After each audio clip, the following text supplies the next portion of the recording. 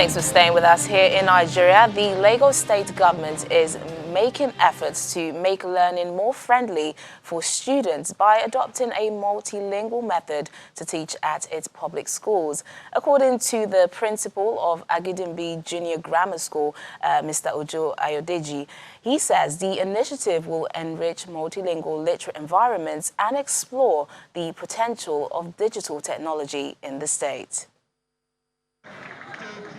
Education, they say, is the key to success, which is why these pupils are in class to become tomorrow's decision makers.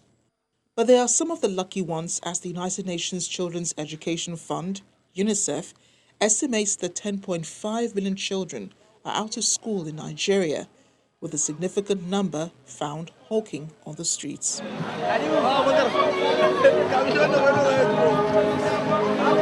In 2016, the Lagos state government revealed in a survey that 13% of the state's population, estimated at 21 million, cannot read or write, and the 3 million residents are illiterate.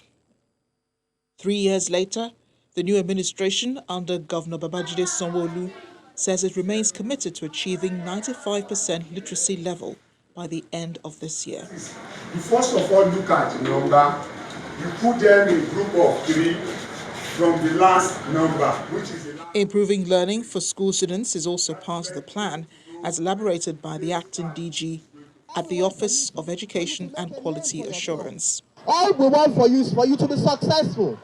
And how do we want to go about that? To ensure that teaching and learning goes on well in your school, goes on well at home.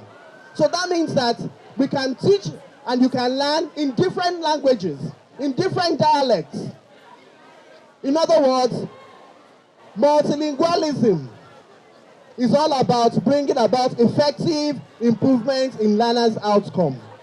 As a teacher in the school, when you observe that learners are not really participating, and there are some that are shy, you can change your method. You can group them together. Adopting a multilingual method for teaching is commendable. But what are the standards and how conducive is the learning environment? As for the government, in fact, they put in a lot of infrastructures. We are employing new teachers, as promised by the governor, and a lot of our teachers are working hard now to improve the standard of education in Lagos State. We live in a dynamic world, and in this part of the world, we also have several other dialects and languages, aside English language. So this year's theme, literacy and multilingualism, is to enable us as teachers to impart learning on our students so that they can use all their languages to learn aside English language, like Igbo, like Yoruba or Hausa. Teachers are being trained and retrained on regular basis. You understand me now? Infrastructures are being improved upon. Books are being distributed. It's a free education scheme. So you have more students coming from private schools these days to public secondary school. According to UNESCO, about 40% of the world's population does not have access to education in a language they speak or understand. It recommends embracing linguistic diversity in education and literacy development as key part of developing inclusive societies that will respect diversity and help uphold human dignity. Let's head to Congo now to meet a human rights activist, Everetse Mafaume, who is this year's Nansen Refugee Award regional winner for Africa. He has been championing the rights of Congolese people displaced by conflicts for years, but also for refugees and their host communities. The UN Refugee Agency says the prize honors individuals or groups that have gone to extraordinary lengths to support refugees. Take a look. For decades, Evereste Mfumame has worked in his country's troubled South Kivu province to build peace among refugees, the internally displaced and host communities. The 46-year-old advocates that refugees and displaced people be given land to farm to help them generate an income and rebuild their lives.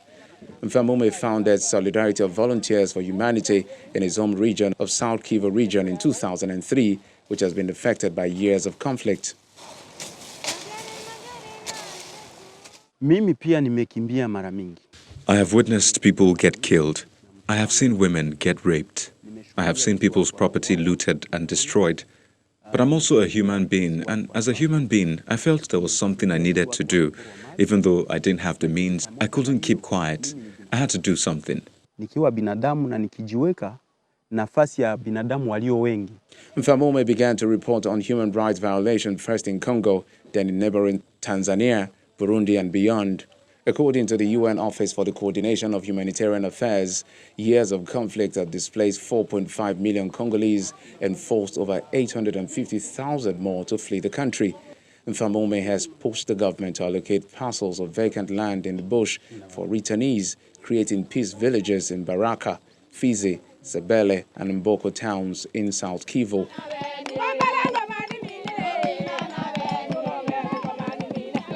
Since 2006, over 19,000 families have returned to these villages to rebuild their lives. The regional winners for Africa, the Americas, Asia, Europe and the Middle East were shortlisted from more than 200 nominees. The overall winner will receive the Nansen Refugee Award at the ceremony on October 7 in Geneva. Now, Senegal is teaching inmates how to handle swords as part of a prison rehabilitation process. This may seem an unlikely approach helping the youngsters back into the society, but advocates believe the discipline it brings can help improve Senegal's overloaded youth penal system. Adama and a handful of teenagers moved to the rhythm of their fencing coach's instructions. The clicking of foils against one another is the only sound disrupting their focused silence.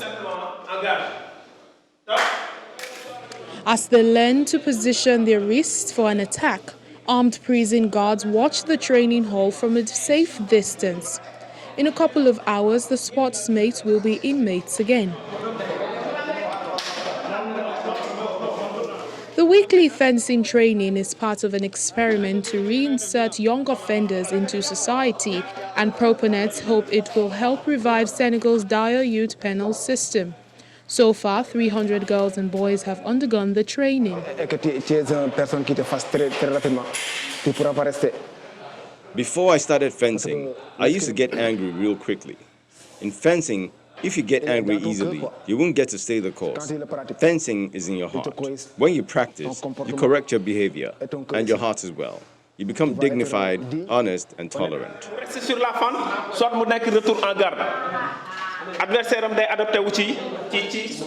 Adama has so far spent 2 years in the Thiers jail, the country's second largest, without even a trial.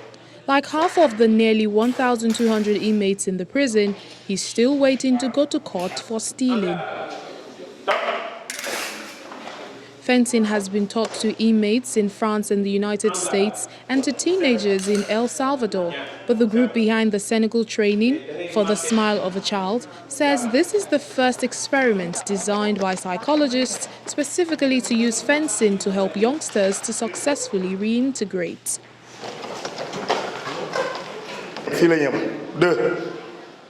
While sports is common in prison, fencing requires a blend of athletic skills and calm calculation in order to predict an opponent's moves.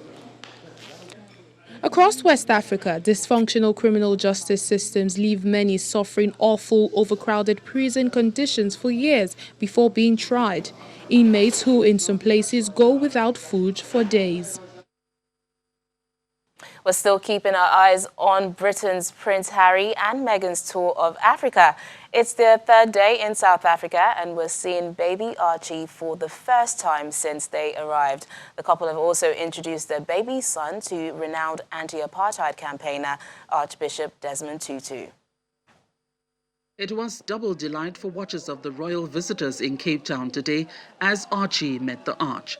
They not only got a glimpse of their 4-month-old son Archie, but they also saw their beloved Archbishop Desmond Tutu, who has been frail and hospitalized in the recent past. He was looking much healthier as he received Prince Harry and his family in the company of his daughter, Tanteka Tutu Kashi. They spent half an hour with the couple at the Legacy Foundation, a meeting the Nobel laureate described as a rare privilege and honor. We recall that in November 2015, Prince Harry honored Archbishop Tutu with the prestigious Order of Companions of Honor on behalf of Her Majesty Queen Elizabeth II in recognition of his campaign for the respect for human rights around the world. Prince Harry has continued on the tour with a trip to Botswana, Malawi and Angola. He is expected to rejoin his family in Johannesburg for what's been described as the Johannesburg leg of the tour on his return in a few days. From Johannesburg, South Africa, Betty Dibia, Channels Television News. Well, that's the program today. Thank you so much for watching. I'm Teniola Shubawale. Bye for now.